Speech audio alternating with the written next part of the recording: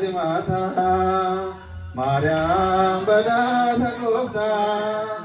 gara bakkan sigana durbi ada ulbina kenna guya jimata Maryam badasa gofta gara bakkan sigana durbi ada unduma elmike manorati nanjere tunarme koti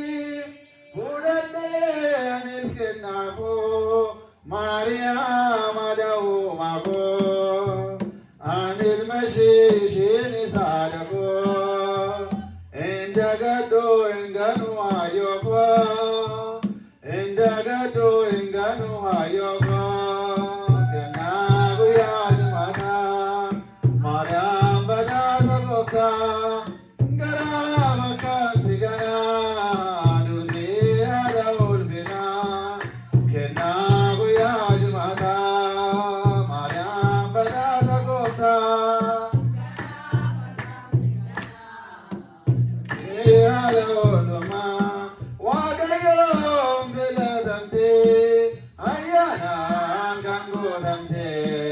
dubara ke sajadate Maryam kanibifamte innofamur gamachavara adi goftani chate ondara adi goftani chate ondara kenagu yajmata Maryam badasa gofta garabaka sigana durbi ada ulbina kenagu yajmata garabaka sigana durbi ada unduma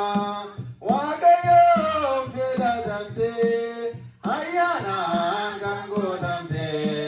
dubaro kisadate Maryam kanibifamte innofamur gamachavara adi goftani chate ondara adi goftani chate ondara kenagu yajmata Maryam badasa gofta garabaka sigana kenagu yajmata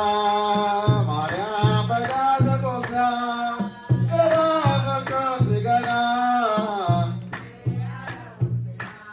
goftaro siwajini yadurbe sodadini sinjener kaman gofta nidesa moti motosa anil mashishini sadako indagado ingano ayoko indagado ingano ayoko kenagu yajmata garabaka sigana durbi ada unduma kenagu yajmata Maryam badasa gofta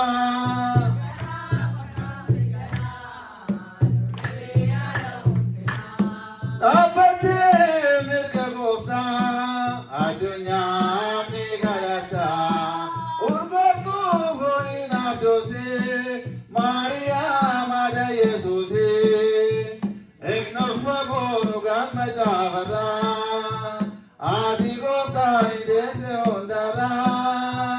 adi goftani chate ondara kenagu yajmata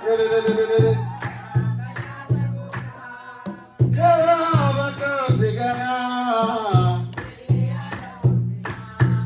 kenagu yajmata Maryam badasa gofta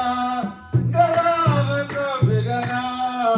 durbi ada ulbina Shiwaya Farsa Sati, Sombang Farsa, Nanggalati Pamit, Kanit Pamit Nupato, Akasuma.